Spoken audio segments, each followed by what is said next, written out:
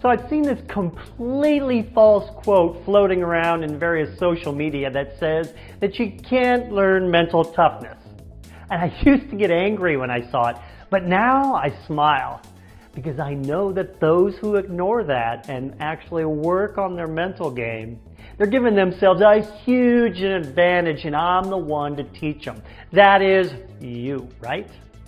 Anyway, the great news is that I'm here to tell you that becoming confident and focused is no different than learning the fundamental physical skills any athlete learns for a sport. You just have to work a few mental drills, and over time, your mind strength will become automatic for you, just like any other skill.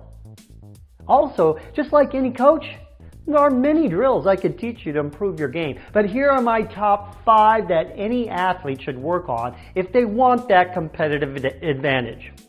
See, the great thing about mental toughness training for sports is that you can do it anywhere. You don't have to wait until competition in order to work on your mind. Now here they are in no particular order. 1, mental practice. Now other trainers call this visualization. But I don't really like that word visualization. Why is that? Because a lot of people are not visual, and that's okay. You do not need to be visual in order to get the benefits.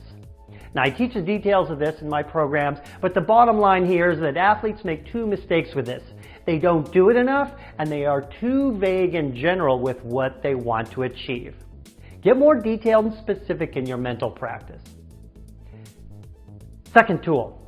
Get present. Now this is also very underrated as a skill, but can easily be improved upon. Here's what you do. Multiple times a day, take your attention to what your 5 senses are taking in to get into the present moment. Why? Why do you want to do this present moment stuff? Because fear cannot exist in the present moment unless you are faced with some physical danger right here, right now. Fear is our biggest enemy in sports. Mental tool number 3, use a mantra. Create a sentence or a few words or even maybe just one word that you repeat often to yourself multiple times a day. And it's something that means something to you about your ability to compete at your best or your confidence. For example, I never give up, or I work harder than anyone else. Say this to yourself dozens of times a day until you believe it wholeheartedly. Mental skill number 4, letting go. You know, undesirable things happen to us every day in our life. Make it a conscious practice to reduce the time between when those bad things happen and when we can move on. Now, I have specific tools and tactics to do that. But you want to make it a habit to verbally forgive yourself when you make mistakes that cause those undesirables. Sports are about who handles making mistakes the best.